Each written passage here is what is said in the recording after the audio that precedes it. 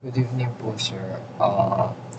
Para po ma-prevent yung air pollution sa ships is kailangan po ng, syempre, una sa lahat, cleaner fuels, regular engine maintenance, cleaner fuels, regular engine maintenance, proper waste management po sa barko para po, syempre, bukod po sa gases, mga pollution din po sa basura na ano, nilalabas natin or napupunta sa barko.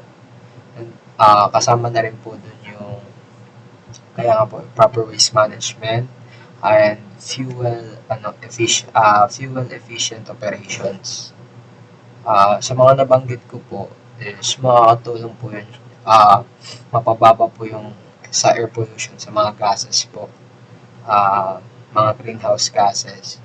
So, pag sinunod po natin yun, mga nabanggit ko is mas mag-improve po yung air quality, mas mapoprotektahan po natin yung marine ecosystem and reduce po yung climate change.